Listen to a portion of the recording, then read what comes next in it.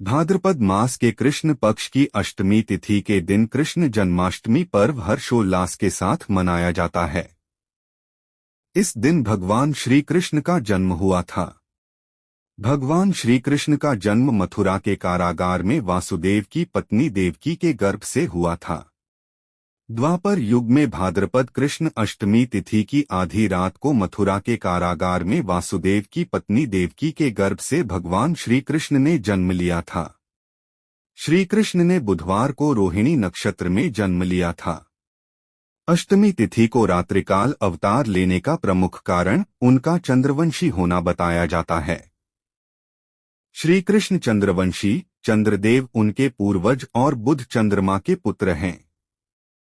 इसी कारण चंद्रवंश में पुत्रवत जन्म लेने के लिए कृष्ण ने बुधवार का दिन चुना।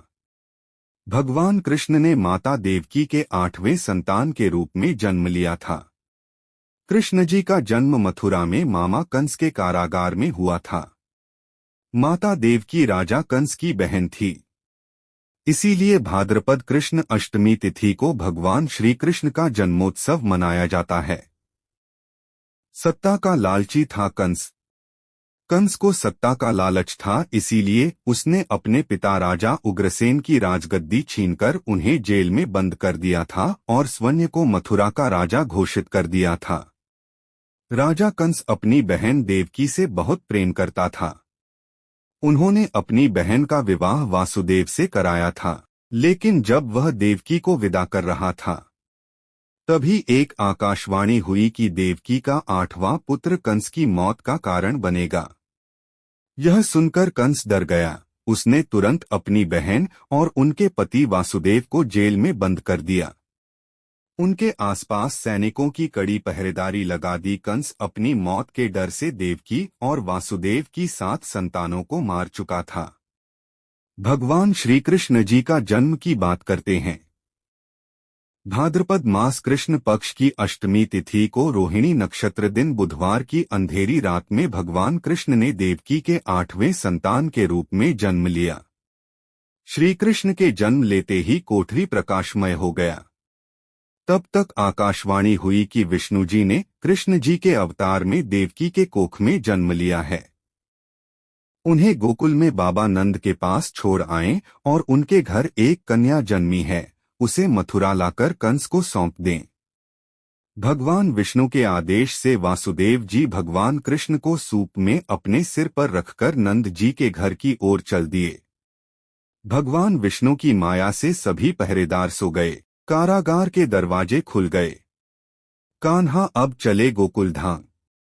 आकाशवाणी सुनते ही वासुदेव के हाथों की हथकड़ी खुल गई।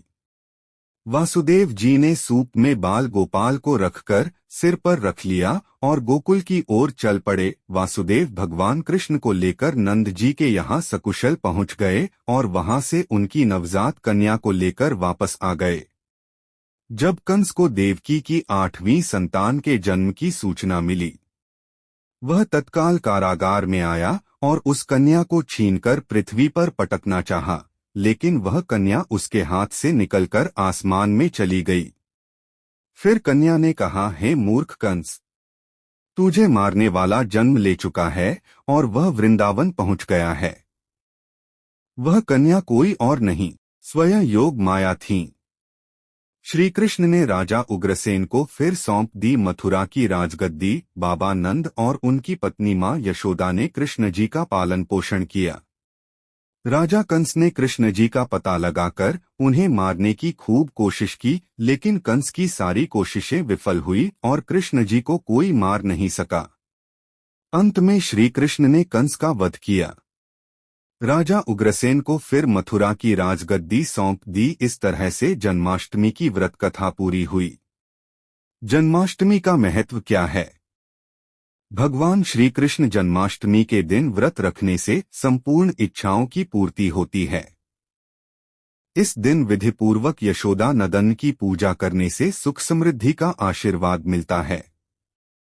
वहीं जिन दंपतियों की संतान की चाह है, उन्हें जन्माष्टमी की दिन लड्डू गोपाल की उपासना करना चाहिए।